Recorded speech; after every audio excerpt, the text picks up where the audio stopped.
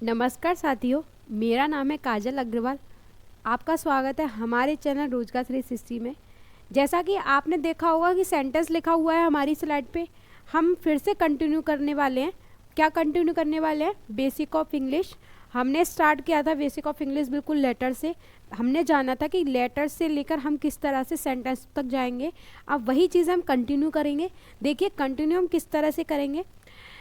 अभी हमने देखा कि हम ए टू जेड तक वर्ड्स पे देखे, फिर हमने फ्रेजेस पे देखा, फिर हमने क्लॉजेस भी देखे, फिर हमने सेंटेंस भी देखे।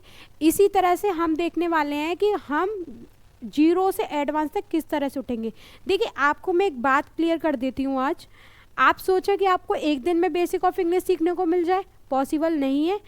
सिर्फ बेसिक ऑफ इंग्लिश की 10 से 15 वीडियोस जाएंगी और 10 से 15 वीडियोस के बाद आपका बेसिक ऑफ इंग्लिश कंप्लीट होगा। आप बेसिक्स ही समझ पाएंगे इंग्लिश का 15 वीडियोस में। आपको जानने के लिए मिलेगा कि ओवरव्यू एग्जैक्ट इनका मीनिंग क्या होता है, मतलब क्या होता है, ये किस प्लेस पे काम करते हैं। अभी आप इनको डिटेल्स में भी पढ़ेंगे। देखिए मैं आपको नाउन सिर्फ बताऊंगी तो सिर्फ यहाँ पर 2 मिनट का बता दूंगी, 10 मिनट का बता दूंगी, लेकिन नाउन पे ही कम से कम 5 से 6 वीडियो जाएंगे, वो भी 1-1 घंटे की। और आप ये समझिए इंग्लिश यथा समुद्र है, वो कभी ख़त्म नहीं होता। इंग्लिश तो जितना आप अंदर डूबते चले जाएंगे, आप खुद ये सोचेंगे आपको मज़ा आने लगेगा। आप जितना ज़्यादा अंदर डूबेंगे उतनी ज़्यादा आपको मज़ा आने लगेगा इंग्लिश में। आपको लगेगा अभी आप जैसा आपने सीखना स्टार्ट कर दिया किसी चीज़ को, आपको इंटरेस्ट जग जाता है उस चीज़ में और आपको मज़ा आता है कि आप नई नई चीज़ें उसमें देखें। देखिए अभी आपने देखा होगा सेंटेंस लिखा हुआ है, तो आज हम फिर से कंटिन्यू करेंगे और देखेंगे सेंटेंस क्या होते हैं, क्या इनका वर्क होता है, किस तरह से काम करते हैं, क्या चीज़ है वो सब। अभी आप धीरे धीरे, आपको अगर लग रहा है कि ये टफ़ है हमारे लिए बेसिक ऑफ इंग्लिश, काफ़ी सारे स्टूडेंट्स से बोल रहे हैं कि बेसिक ऑफ इंग्लिश काफ़ी टफ़ है और समझ में नहीं आ रहा है, तो देखिए धीरे धीरे समझ में आएगा। थोड़ा टाइम आपको बेसिक ऑफ इंग्लिश को समझने में लगेगा, बाकी आप अपने रास्ते को आसान कर लेंगे। अगर आपने एक बार बेसिक ऑफ इंग्लिश अच्छे से पढ़ लिया ना, तो आपके लिए आधा 50% काम ख़त्म हो जाएगा इंग्लिश में। आपको 50% पता चल जाएगा कि इंग्लिश कितनी इजी है। आप बहुत स्मूथली आपकी रास्ता चलेगा, आप स्मूथली उसको पढ़ेंगे, स्मूथली आप चीज़ों को सीखेंगे अगर आपने क्या कर लिया, इसको बेसिक ऑफ इंग्लिश को अच्छे से कवर कर लिया। तो आपको कम से कम एक एक वीडियो 4-4 बार देखनी है और नोट्स भी बनाने हैं साथ में। आप पीपीटी के भरोसे ना रहें। हालांकि हम आपको टेलीग्राम चैनल पे अपनी पीपीटी डाउनलोड कर देंगे, अपलोड कर देंगे, आप वहाँ से डाउनलोड कर लीजिए। लेकिन अभी उससे पहले आपको क्या करना है कि भले पीपीटी बनने में टाइम लगे और अपलोड होने में टाइम लगेगा, लेकिन उससे पहले आपको क्या करना है, नोट्स बनाने हैं अच्छे से। और नोट्स बनाने के साथ आपको अच्छे से अपनी लैंग्वेज में उनको लिखें। जैसे नाउन मैंने बताया कि जितनी भी दुनिया में नाम है वो सब नाउन है, तो आप अपनी लैंग्वेज में लिख सकते हैं। आप उनको किसी भी तरह से उनको डिफाइन कर सकते हैं कि इनका मीनिंग क्या है। ठीक है, तो आगे देखिए।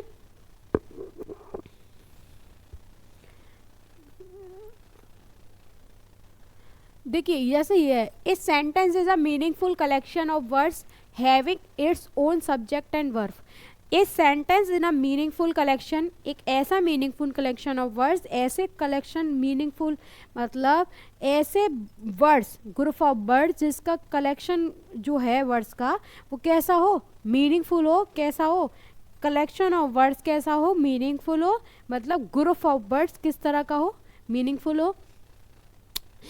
Having its own subject and verb, मतलब उसका खुद का क्या हो सेंटेंस में, सब्जेक्ट हो और वर्ब हो।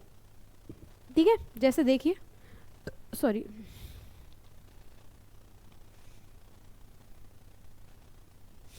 देखिए यहाँ पे लिखा हुआ है Kajal is a beautiful, Kajal is a beautiful. तो यहाँ काजल किसका काम कर रही है, सब्जेक्ट का काम कर रही है। इज़ यहाँ पे लिंकिंग वर्ब है जो लिंक कर रही है ब्यूटीफुल को काजल से। देखिए ब्यूटीफुल यहाँ पे कर रहा है एडजेक्टिव का काम।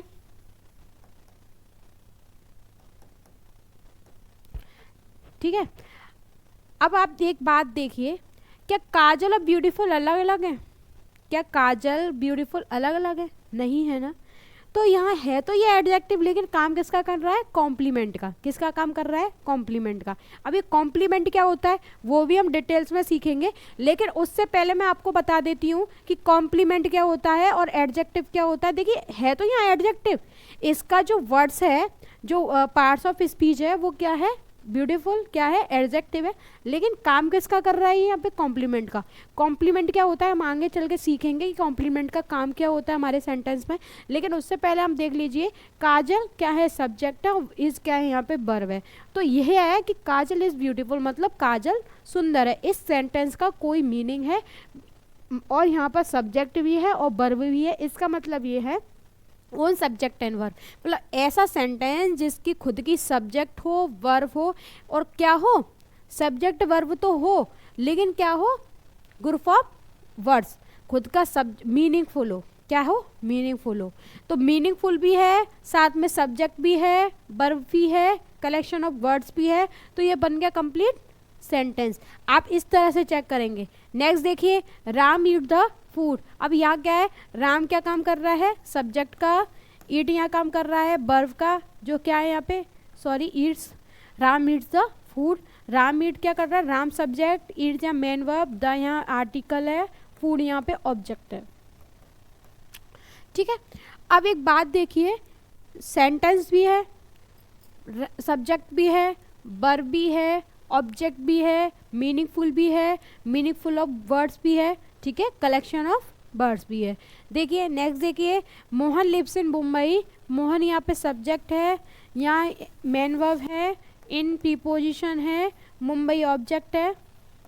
किसका है? प्रीपोजिशन का ऑब्जेक्ट है, क्योंकि प्रीपोजिशन जो है हमेशा अपने साथ ऑब्जेक्ट लाएगी ही लाएगी, कभी भी प्रीपोजिशन बिना ऑब्जेक्ट के नहीं आती है। इसे आप याद कर लीजिए कि कभी भी बिना प्रीपोजिशन बिना ऑब्जेक्ट के नहीं आएगी, वो हमेशा अपने साथ नाउन लाएगी ही लाएगी, वो अपने साथ अपना ऑब्जेक्ट लेकर आएगी ही आएगी। जहाँ आपको प्रीपोजिशन दिख जाए वहाँ आपको देखना है कि उसका ऑब्जेक्ट क्या है।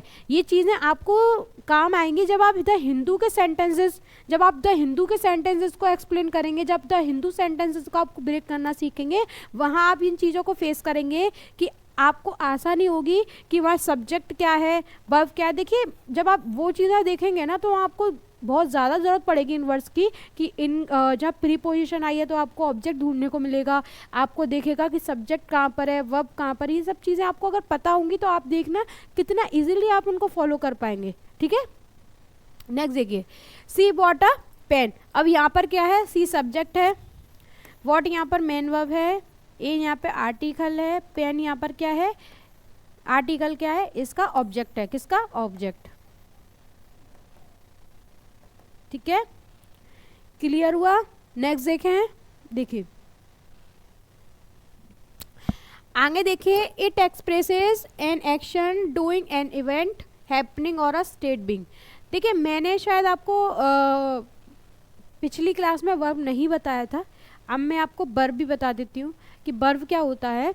देखिए वर्ब क्या होता है उससे पहले एक बार और देख लीजिए एक्शन वर्ब। ठीक है, वर्ब के बारे में जान लेते हैं थोड़ा। देखिए, इट एक्सप्रेसेस एन एक्शंस, जिसका मतलब है एक्शंस का डूइंग, एन इवेंट का हैपनिंग और स्टेट का बीइंग। अब ये सब चीज़ क्या है वो देखिए, Nishu is an Indian, it rained a lot, Sheetal is eating the food, I love Mukul. अब देखिए यहाँ पे जैसे आपने ये देखा, ये वर्ड देख लीजिए, यहाँ शीतल इज ईटिंग द फूड, आपको ये सेंटेंस दिख रहा होगा। यहाँ पे जो इज है वो हेल्पिंग वर्ब है, यहाँ पे जो ईटिंग दिख रही है वो मेन वर्ब है। देखिए ये जो शीतल इज ईटिंग द फूड, इसका मतलब क्या है? Sheetal is eating the food का मतलब हो गया शीतल क्या खा रही है भाई? खाना खा रही है। अब अगर वो खाना खा रही है तो इसका मतलब है उसने कुछ ना कुछ खाया है, कुछ ना कुछ एक्शन करा है, मतलब हाथ पैर चलाए हैं, मुंह चलाया है, उसने खाने के लिए, उसका पेट भी हिला है, उसका पेट बड़ा भी हुआ है जब उसने खाना खाया है। तो भाई कहीं ना कहीं उसका बॉडी क्या कर रही है? रिएक्ट कर रही है, एक्शन कर रही है, क्योंकि विदाउट एक्शन तो कोई काम कर नहीं सकते हम। आज मैं आपको पढ़ा भी रही हूँ तो कहीं ना कहीं मेरे हाथों के पॉस्चर है और जो भी है सब चीज़ें हिल रही हैं ना, हाथ भी हिल रहा है, मुंह भी हिल रहा है, सब कुछ है, बाल भी हिल रहे हैं, माइक भी बोल रहा है, माइक में बोल रही हूँ ना मैं। तो इस तरह से देखिए कि हम कोई भी एक्शन करते हैं तो क्या करते हैं? एक्शन करने के लिए क्या करते हैं, हम काम करते हैं। कोई काम तभी होता है जब हम एक्शन कर रहे होते हैं। तो इसी चीज़ को क्या बोलते हैं, वर्ब बोलते हैं। मतलब खाना खाना, खाना तो उसने खाया है, वो चीज़ है ना उसके पेट में गई है, लेकिन उसने खाया है। खाना मतलब हाथ पैर चलाए खाने के लिए, तो उसने जो काम किया है ना खाने का, वही क्या है यहाँ पे एक्शन, मतलब डूइंग, जो वो कर रही है। ओके, नेक्स्ट देखिए एन इवेंट एंड हैपनिंग। जैसे कि इसका एग्जाम्पल इससे देख लीजिए, एन रैन अलॉट, वर्षा हो रही है। भाई इवेंट है, हो रही है, कोई करवा तो नहीं रहा है, वर्षा हो रही है ना खुद से, तो ये क्या है हैपनिंग, मतलब होना। नेक्स्ट देखिए और स्टेट बीइंग, स्टेट क्या होती है, मैं सुंदर दिख रही हूँ, आज मेरा कुर्ता मुझ पर बहुत जच रहा है, तो इसका मतलब क्या हो गया कि आज मैं क्या हो रही हूँ, सुंदर दिख रही हूँ। तो सुंदर दिखने का क्या मतलब है, सुंदर दिखने का मतलब होता है कि मैं कोई एक्शन नहीं कर रही हूँ, उसे दिखने के लिए मैं कोई काम नहीं कर रही हूँ, मैं सुंदर दिख रही हूँ, मतलब मेरी स्टेट है, वो मेरी अवस्था है। तो वर्ब की 3 अवस्था होती हैं, एक तो हो गया एक्शन डूइंग, काम करना, एक स्टेट मतलब अवस्था, और एक हो गया हैपनिंग मतलब होना। ठीक है, नेक्स्ट देखिए, निशु इज़ एन इंजीनियर। तो निशु क्या है, इंजीनियर है, वो इसकी स्टेट हो गई, क्या हो गई, स्टेट हो गई। तो इज यहाँ पे क्या है, स्टेट को दिखा रहा है। ओके, स्टेट वर्ब है। नेक्स्ट देखिए, इट रेंड अ लॉट, हमने दिखा दिया। ओके, शीतल इज ईटिंग, यहाँ पर इज ईटिंग, जो इज काम कर रहा है वो एक्शन का कर रहा है। नेक्स्ट देखिए, एक्शन डूइंग काम कर रहा है, मतलब ईटिंग जो है। आई लव मुकुल, मतलब यहाँ पे जो लुक लव है वो है मेन वर्ब का काम। नेक्स्ट देखिए,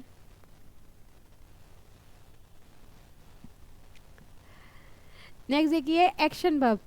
एक्शन वर्ब में क्या है, run, come, go, read, eat, sing, wait, live, drive, drink, sorry. State verbs में क्या है, अवस्था। एक्शन में कार्य, is, are, am, seems, look, appear, was, were. जैसे कि वर्ब स्टेट वर्ब क्या है, is, are, am, seems, look, जो मतलब हमें प्रतीत होते हैं, हम सीम मतलब प्रतीत हो रहे हैं, लुक माने देखना। ये सारी चीज़ें आपको क्या दिखाती है, आई एम और डॉक्टर, ये मेरी स्टेट है, ये मेरी स्टेट है, मैं दिख रही हूँ डॉक्टर, मैं कुछ करा नहीं है, मैं हूँ डॉक्टर अभी। ठीक है, मैं डॉक्टर हूँ, तो मैं कुछ स्टेट है वो मेरी, मैं कुछ एक्शन नहीं कर रही उसे दिखने के लिए, तो that's it is called state verb.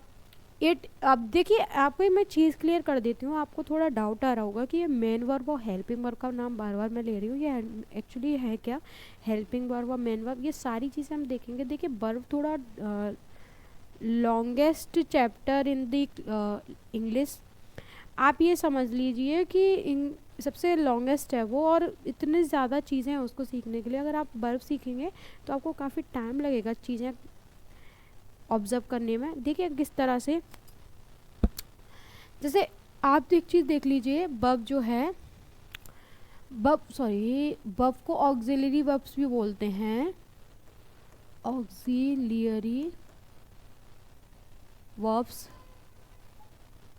भी बोलते हैं। इसको बोलते हैं, एक होती है हमारी हेल्पिंग वर्ब, एक होती है हमारी मेन वर्ब, और it is necessary to have a main verb in every sentence, there may or may not. देखिए अभी क्या है, आपको मैं एक बात बताती हूँ, जैसे कि मेन वर्ब और हेल्पिंग वर्ब, जैसे आपने देखा होगा, कोई मूवी देखी होगी जिसमें 2 हीरो होते हैं। ओके, अब ये 2 हीरो क्या काम करते हैं, एक मेन हीरो होता है और एक बैक हीरो होता है।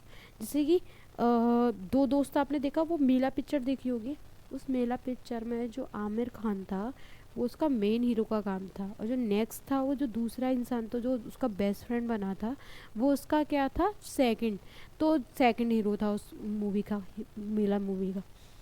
तो यहाँ पे जो मेन हीरो था उसका क्या काम था, सब कुछ वही देख रहा था, उसकी हेल्प करने के लिए क्या था, हेल्पिंग के लिए सेकंड हीरो। इसी तरह से हमारे सेंटेंस में जो मेन काम करती है वो मेन वर्ब, और जो उसका हेल्प का काम करती है वो हेल्पिंग वर्ब। अब उनके काम क्या होते हैं वो थोड़ा समझ लेते हैं। देखिए जिस तरह से यहाँ लिखा हुआ है हेल्पिंग वर्ब और मेन वर्ब। अब हेल्पिंग वर्ब देखो वर्ब दो तरह की होती हैं, हेल्पिंग वर्ब और मेन वर्ब, और वर्ब को ही ऑक्सिलरी वर्ब्स भी बोलते हैं। जैसे कि आप देख रहे हैं it is necessary to have a main verb in every sentence, मतलब कि it is necessary to have a main verb in every sentence. किसी भी सेंटेंस में मेन वर्ब का होना बहुत ज़्यादा ज़रूरी है, किसी भी सेंटेंस में मेन वर्ब का होना ज़्यादा ज़रूरी है। अगर हेल्पिंग वर्ब ना भी हो तो भी चलेगा। जैसे कि आप एग्जांपल में देख सकते हैं present indefinite tense. Present indefinite tense में क्या होता है, प्रेजेंट इंडेफिनिट में आप अगर उससे असर्टिव या अफर्मेटिव सेंटेंस बनाते हैं तो उसमें सिर्फ मेन वर्ब की फर्स्ट फॉर्म का यूज़ होता है, जिसमें एस या ई एस का यूज़ करते हैं। लेकिन जहाँ अगर वो नेगेटिव बन जाता है वहीं हम क्या लगा देते हैं, उसके लिए हेल्पिंग का यूज़ कर देते हैं, क्योंकि नॉट उसमें ऐड हो जाता है। इसीलिए हम क्या करते हैं उसमें ऐड क्या कर देते हैं, हेल्पिंग वर्ब ऐड कर देते हैं। इसी तरह से आप देखते होंगे पास्ट इंडेफिनिट। पास्ट इंडेफिनिट में क्या होता है, हम हेल्पिंग के लिए नहीं लगाते असर्टिव, हम उसकी वर्ब की सेकंड फॉर्म का यूज़ करते हैं। लेकिन वर्ब की सेकंड फॉर्म का यूज़ तो करते हैं, लेकिन अगर जिस तरह से हमने नेगेटिव बना दिया तो वहीं हमारे लिए क्या आ जाती है, डिड आ जाती है। इसी तरह से हम देख रहे हैं कि हेल्पिंग वर्ब ज़रूरी नहीं है कि हर सेंटेंस में आए। हेल्पिंग वर्ब कभी आती भी है और कभी नहीं आती, लेकिन उसका मेन वर्ब का आना ज़रूरी है। अगर मेन वर्ब सेंटेंस में नहीं है तो सेंटेंस बनेगा ही नहीं। ठीक है, ओके, समझ में आ रहा है आपको? आई होप आप समझ पा रहे हैं मेरी लैंग्वेज। अगर आपको लग रहा है कि कुछ चीज़ें आपको समझ में नहीं आ रही है तो हम आपको रिपीट करेंगे, आप हमें बता दीजिए आपको ये चीज़ समझ में नहीं आ रही है या वो सब चीज़ें नहीं आ रही हैं, क्लियर नहीं हो रही है, हम आप उन चीज़ों को भी क्लियर करेंगे। अभी लाइव क्लासेस में देखेंगे वो चीज़ें कि हम आपसे डायरेक्ट कांटेक्ट कर पाएँ, लेकिन अभी रिकॉर्डेड क्लासेस हैं तो आप एक काम कर सकते हैं, हमें कमेंट्स कर सकते हैं, हमसे डायरेक्ट कंटेंट में रख सकते हैं, कांटेक्ट कर सकते हैं हमसे डायरेक्ट, और वो कर सकते हैं सिर्फ और सिर्फ टेलीग्राम चैनल पे। तो हम आपको टेलीग्राम चैनल का लिंक भी दे देंगे। ठीक है, अब आपको नेक्स्ट देखिए,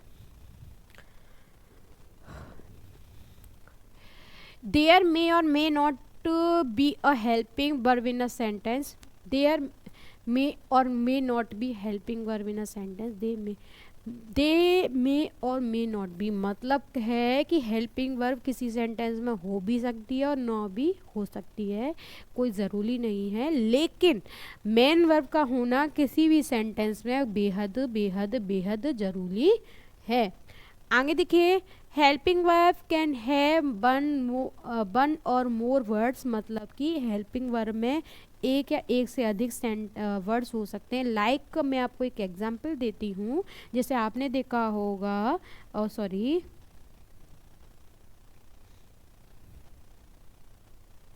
देखिए, बिल हैव बीन, ये कौन से सेंटेंस की हेल्पिंग वर्ब है, आपको पता होगी नहीं चाहिए। ये है हमारी फ्यूचर परफेक्ट कंटिन्यूअस की हेल्पिंग वर्ब है, जिसमें एक या एक से अधिक क्या है, वर्ड्स हैं। ओके, ठीक है। नेक्स्ट देखिए, आगे चलते हैं। Helping verb can have one more words, मतलब कि हेल्पिंग वर्ब में can have one more words मतलब एक से अधिक वर्ड्स हो सकते हैं। अभी हमने देखा helping verb modals be do have, मतलब हेल्पिंग वर्ब क्या क्या हो सकती हैं, मॉडल्स भी हो सकते हैं। लाइक मॉडल्स क्या होते हैं, will, shall, can, could, may, might, ये सब क्या है, शुड, वुड, ये सब क्या है, मॉडल्स हैं। हम इनको भी रीड करेंगे। नेक्स्ट देखिए, बी क्या है, स्टेट वर्ब्स हैं। अब हम इनको देखेंगे अच्छे से कि ये काम क्या करते हैं, जैसे is, are, am, be, being, was, were, और ये सब हैं वो देखेंगे। बी फॉर्म भी। डू की क्या है, डू, डज, डिड। हैव का क्या है, हैज़, हैव और हैड। ओके, मेन वर्ब क्या होती हैं, B1 में हो सकती है, B2 में हो सकती हैं, V3 में हो सकती हैं, और B1 की फर्स्ट फॉर्म की ING मॉडिफायर होती है, और इसको हम बोल सकते हैं VE या ES। ओके, नेक्स्ट देखिए, every sentence must have a main verb every sentence must have main verb, मतलब एक मेन वर्ब का होना सेंटेंस में काफ़ी ज़्यादा ज़रूरी है। और अगर मेन वर्ब ना हो किसी सेंटेंस में तो वो सेंटेंस बनेगा ही नहीं। मैंने आपको बताया था कि किसी भी सेंटेंस में सबसे ज़्यादा मेन काम जो होता है वो मेन वर्ब का ही होता है, एक सब्जेक्ट और एक वर्ब। अगर किसी सेंटेंस को पूरा करेगी तो वो होगी सब्जेक्ट और वर्ब। अगर किसी सेंटेंस में सब्जेक्ट और वर्ब ही नहीं है तो वो सेंटेंस बनेगा ही नहीं। अगर सब्जेक्ट वर्ब नहीं है तो मैंने आपको कल बताया था, जो सब्जेक्ट वर्ब नहीं होती है किसी सेंटेंस में तो वो होती है फ्रेज, उसको बोलते हैं फ्रेज। जैसे हमने इडियम फ्रेजेस में देखा, हम पढ़ रहे हैं फ्रेजेस में, आपने देखा होगा जैसे मैंने बोला बैड ब्लड, मैंने आपको एक इडियम पढ़ाया था बैड ब्लड। अब आपने देखा होगा ना तो बैड सब्जेक्ट है ना ही वर्ब है, ना ब्लड सब्जेक्ट है ना ही वर्ब है, तो ना यहाँ सब्जेक्ट है ना वर्ब है, तो ये क्या हो गया, फ्रेज हो गया। ये क्या हो गया, फ्रेज हो गया। तो इसी तरह से मैंने बताया आपको सिर्फ क्लॉज और एक सेंटेंस, इनमें ही खुद की सब्जेक्ट और वर्ब होती है। क्या होती है, खुद की सब्जेक्ट और वर्ब होती है। बिना सब्जेक्ट और वर्ब के सेंटेंस बनता ही नहीं है। नेक्स्ट देखिए, आगे देखिए, प्राइमरी और ऑक्सिलरी वर्ब्स। ठीक है, अब ये प्राइमरी ऑक्सिलरी वर्ब्स क्या होती हैं और मॉडल ऑक्सिलरी वर्ब्स। देखिए हेल्पिंग वर्ब के दो टाइप होते हैं। मेन वर्ब तो हमने पढ़ ली, मेन वर्ब तो बताया था कि रन, मतलब ये जितनी भी एक्शन वाली वर्ब्स होती हैं वो सब क्या हो गई, मेन वर्ब्स हो गई। स्टेट वर्ब्स और हैपनिंग वर्ब्स। ठीक है, नेक्स्ट देखते हैं, हेल्पिंग वर्ब के दो पार्ट्स होते हैं जिनको हम क्या बोलते हैं, ऑक्सिलरी वर्ब्स भी बोल सकते हैं।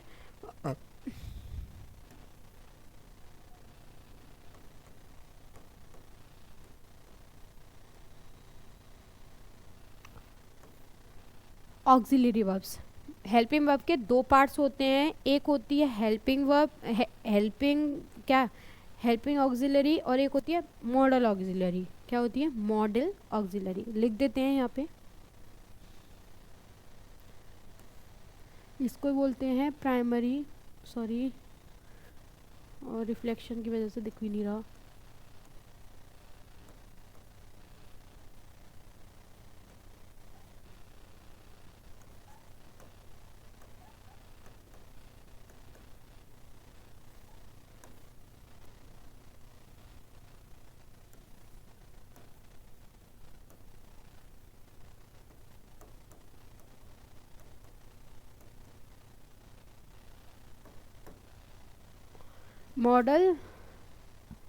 Model auxiliary. ठीक है, अब प्राइमरी ऑक्सिलरी और मॉडल ऑक्सिलरी क्या होती हैं वो भी समझ लेते हैं। देखिए, प्राइमरी ऑक्सिलरी का मतलब होता है, प्राइमरी ऑक्सिलरी में तीन होती हैं, जैसे कि बी में क्या होती है, is, are, am, was, were, been, being और बीइंग, ये सब बाद में देखेंगे। डू में होती है डज, डू, डिड। हैव में होती है has, have, had. Model auxiliary हम बताएंगे कि सेल, विल, इन सब का क्या मतलब है। देखिए, जहाँ भी आपको बी फॉर्म दिख जाए वो सिर्फ दो चीज़ों में आ सकती है, या तो वो बी वन होगी या बी थर्ड होगी, या तो वो बी1 होगी या बी थर्ड होगी। अब ये बी1 बी थर्ड, देखो काफ़ी डीप बातें हैं ये, और थोड़ी समझनी पड़ेंगे। धीरे धीरे करके आप 2 से 4 बार चीज़ें समझने लगे। आप सोचो आपको एक वीडियो में सारी चीज़ें क्लियर हो जाए, तो ऐसा पॉसिबल नहीं है। देखो मैं भी नहीं पढ़ा सकती और आप भी नहीं पढ़ पाएंगे, क्योंकि आपको लग रहा है कि मैं एक ही दिन में आपको सारी चीज़ें सिखा दूँ, तो it's not a possible for me. और मैं आपको भी बताती हूँ आपके लिए भी पॉसिबल नहीं है कि आप एक टाइम में सारी चीज़ें सीख लें। आपको थोड़ा टाइम तो देना पड़ेगा बेसिक ऑफ इंग्लिश के लिए। आपको 4 से 5 बार ये वीडियो देखनी पड़ेंगे और 2 से 4 बार अपने नोट्स भी रिवीजन करने पड़ेंगे, तब आपके समझ में थोड़ी थोड़ी चीज़ें आने लगेंगी। लेकिन उससे पहले हम देख लेते हैं कि ये सब है क्या। देखिए, आपको एक सेंटेंस से मैं समझा देती हूँ। जैसे आप देखिए, मैंने आपको बताया था कि Sheetal is eating the food. जैसे एक सेंटेंस है, Sheetal is eating the food. Okay, अब यहाँ जो ईटिंग है ना, यहाँ पे आपने देखा होगा वर्ब की फर्स्ट फॉर्म में आईएनजी लगी हुई है, तो इसका मतलब ये है क्या, बी फॉर्म। ओके, है ये बी फॉर्म, लेकिन इसमें जो वर्ब यूज़ हुई है वो है फर्स्ट फॉर्म की आईएनजी। तो अगर फर्स्ट फॉर्म की आईएनजी लगी हुई है तो आप देखिए कि जो बी फॉर्म है या तो वो फर्स्ट फॉर्म की आईएनजी लेंगी अगर वो एक्टिव वॉइस में है, और अगर यहाँ पर हम पैसिव वॉइस बना देते हैं तो यही क्या कर लेंगी, वर्ब की थर्ड फॉर्म ले लेंगी। अब वर्ब की थर्ड फॉर्म ये कैसे लेंगी, देखिए हम आपके लिए अब पैसिव वॉइस आप समझ नहीं पाएंगे ये सब क्या है, मैं क्या बोल रही हूँ, एक्टिव वॉइस या पैसिव वॉइस, अभी हम धीरे धीरे करके इन चीज़ों के लिए भी जाएंगे। लेकिन उससे पहले मैं आपको ये बता देती हूँ, जो एक्टिव वॉइस है उसमें सिर्फ बी वर्ब की फर्स्ट फॉर्म में आईएनजी आएगी। लेकिन जहाँ पर ये बीन दिख गया आपको, देखो ये तो हमेशा आईएनजी की फॉर्म में है ही, लेकिन अगर ये बीन है वो वर्ब की थर्ड फॉर्म मतलब बी की थर्ड फॉर्म ही लेगी, जो क्या है पैसिव वॉइस में बनेगा। हम आपको बताएंगे आगे चल के कि पैसिव वॉइस में किस तरह से आती है, लेकिन आप हमेशा ये याद रखें कि जो बी फॉर्म होती है वो वर्ब की फर्स्ट फॉर्म लेती है या फिर वो लेती हैं बी की थर्ड फॉर्म। नेक्स्ट देख लीजिए, डू डज डिड, देखिए यहाँ पर जो आपको दिख रहा है ये दोनों क्या है, प्रेजेंट फॉर्म है, और ये क्या है, पास्ट फॉर्म। क्या है ये, पास्ट फॉर्म है, जो हमेशा क्या लेगी, वर्ब की फर्स्ट फॉर्म लेगी। देखिए आपने देखा होगा प्रेजेंट इंडेफिनिट में हम क्या करते हैं, अगर हम उन्हें असर्टिव बनाते हैं तो उसमें जो वर्ब यूज़ करते हैं वो वर्ब की फर्स्ट फॉर्म के साथ में क्या यूज़ करते हैं, एस या ई एस यूज़ करते हैं। लेकिन यहीं पर अगर हम नेगेटिव में क्या कर देते हैं, उसको नेगेटिव बनाते हैं, तो नेगेटिव बनाने के लिए हम उसकी क्या करते हैं, वर्ब की फर्स्ट फॉर्म का यूज़ करते हैं। अब वर्ब की फर्स्ट फॉर्म का यूज़ करते हैं तो देखिए डू डज या डू लगाएंगे, कब लगाएंगे, जब नेगेटिव हो हमारा सेंटेंस या फिर इंटेरोगेटिव हो। सेम उसी तरह से हम यहाँ पे फॉलो करेंगे सेम पैटर्न। जैसे आपने देखा होगा कि डिड लिखा हुआ है, तो डिड का मतलब क्या हुआ है, यहाँ पर हम फॉर्म कौन सी लेंगे, पास्ट की फॉर्म लेंगे। क्या लेंगे, पास्ट की फॉर्म लेंगे। तो पास्ट का मतलब क्या हो गया, पास्ट इंडेफिनिट में क्या हो गया, मैंने आपको बताया था कि अगर हम इन्हें असर्टिव सेंटेंस में देखेंगे, अगर हम इन्हें असर्टिव में देखेंगे तो ये क्या लेंगे, अपने साथ वर्ब की सेकंड फॉर्म लेंगी। लेकिन यहीं पर अगर हम ये कर दें कि हम इनको नेगेटिव या इंटेरोगेटिव बना देते हैं तो ये क्या करेंगी, अपने साथ क्या लेंगी, डिड लेंगी। क्या लेंगी, डिड लेगी, डिड नॉट या फिर डज नॉट या डू नॉट। ओके, समझ में आ रही है आपकी बात। तो आपको ये समझ में आया कि यहाँ पर हमेशा क्या होगा, वर्ब की फर्स्ट फॉर्म का यूज़ होगा, वर्ब की फर्स्ट फॉर्म इसके साथ हमेशा यूज़ होगी। नेक्स्ट देखिए, हैव लिखा हुआ है, हैज़ हैव हैड, जैसे ये दोनों हमारी किस में यूज़ होती है, प्रेजेंट में, ये हो जाती है हमारी पास्ट में यूज़। अब इसका मतलब क्या है, देखिए वर्ब की थर्ड फॉर्म आपने देखा होगा टेंस में, टेंस में चले जाइए, प्रेजेंट परफेक्ट या प्रेजेंट परफेक्ट या पास्ट परफेक्ट, तो हमेशा क्या करते हैं, इन्हीं हेल्पिंग वर्ब के साथ हम क्या करते हैं, वर्ब की थर्ड फॉर्म का यूज़ करते हैं। तो हमेशा हमेशा हमें ये याद रखना है कि हैज़ हैव हैड के साथ में क्या करना है, वर्ब की थर्ड फॉर्म का यूज़ करना है। नेक्स्ट देखिए, मॉडल ऑक्सिलरी में क्या है, shall, will, can, could, may, might, should, would, must, ought to, ये सब क्या है, मॉडल ऑक्सिलरी वर्ब्स हैं।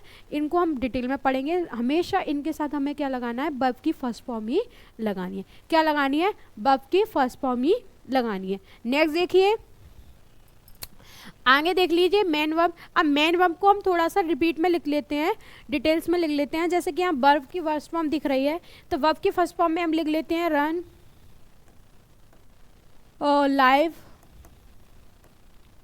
लिख लेते हैं यहाँ पर, रन, लेव, रीड, ड्रिंक,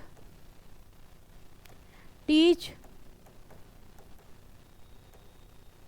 ओके, और ड्रिंक, राइड,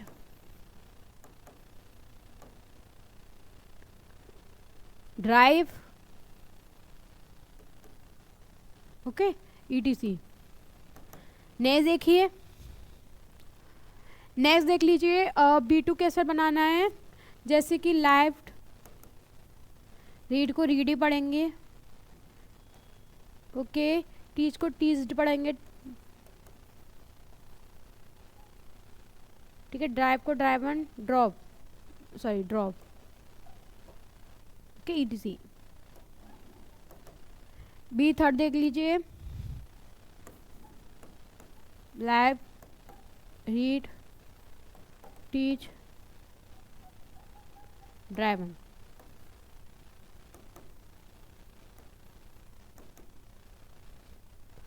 ओके, थोड़ा उल्टा जा रहा है, लाइन सीधी नहीं है।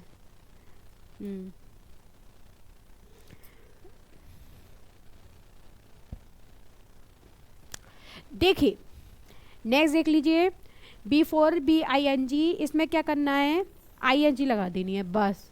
अब क्या करना है, बर्फ की फर्स्ट फॉर्म में क्या घुसेड़ दीजिए, ING घुसेड़ दीजिए। देखो जैसे मैं घुसेड़ रही हूँ अभी, living, reading, teaching, driving, ETC, ब्ला ब्ला ब्ला। ओके, नेक्स्ट देखिए, वर्ब की फिफ्थ फॉर्म क्या लगा देंगे, SIS, जैसे कि मैंने बताया था, Dutch, okay, runs, drives, teach, okay, reads, ETC। ठीक है, ये सब क्या हो गई, हमारी फॉर्म्स हो गई किसकी, वर्ब की। Verb first form, second form, third form, B4 की BING और फिफ्थ की S या ES। अभी हम वर्ड्स की वर्ब में देख रहे हैं ये सारी चीज़ें, ठीक है। नेक्स्ट देखिए, हेल्पिंग वर्ब, बैट्समैन वर्ब। अब ये helping verb and batsman verb को हम दूसरी क्लास में देखेंगे। दूसरी क्लास में हम इन्हें डिटेल्स में पढ़ेंगे। देखिए अभी धीरे धीरे ही चीज़ें चलेंगी। आप सोच रहे हैं कि एक दिन में हम सब कुछ कवर करा दें, तो ऐसा पॉसिबल नहीं है। हम धीरे धीरे चीज़ों को लेंगे। अभी हम नेक्स्ट वीडियो लेकर आने वाले हैं जिसमें हम हेल्पिंग वर्ब्स मेन वर्ब से स्टार्ट करेंगे, देखेंगे कि हेल्पिंग वर्ब और मेन वर्ब में क्या डिफरेंस है। अभी तक हमने क्या पढ़ा, उससे पहले हम एक ओवरव्यू लेंगे नेक्स्ट क्लास में। अब तक का पहले एक बार कवर कर लेंगे। देखिए मैं आपको एक रिवीजन क्लास लेकर आऊँगी जिसमें मैं बोल के आपको सारी चीज़ें बोलूँगी। आप बस देखते चलना कि मैं किस तरह से बेसिक ऑफ इंग्लिश के बारे में एक सीध में बोलती चली जा रही हूँ। आपको समझ में भी आएंगी चीज़ें कि किस तरह से आपका रिपीट हो रहा है। अभी मैं हेल्पिंग वर्ब मेन वर्ब्स को हम नेक्स्ट वीडियो में देखेंगे। तब तक के लिए धन्यवाद, और हमारे चैनल को ज़्यादा से ज़्यादा फॉलो करें, सब्सक्राइब करें और लाइक की बटन दबा दीजिए। और आपको अगर मेरा पढ़ाना अच्छा लग रहा है या मेरी ट्रिक्स अच्छी लग रही है तो प्लीज़ प्लीज़ प्लीज़ मुझे फॉलो करें। और मुझे आपके क्या बोलते हैं उसको, आपके फुल सपोर्ट की ज़रूरत है। मुझे आप जितने से ज़्यादा से ज़्यादा सपोर्ट करिए और ज़्यादा से ज़्यादा सब्सक्राइब करिए हमारे चैनल को। हम आपकी उम्मीदों पे हमेशा खरे उतरेंगे।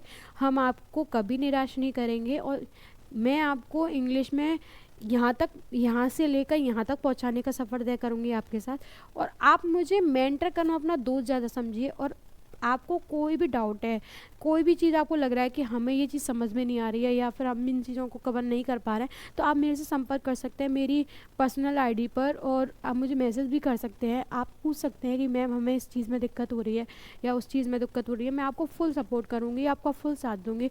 तब तक के लिए धन्यवाद। मिलते हैं अगली वीडियो में। जय श्री कृष्ण।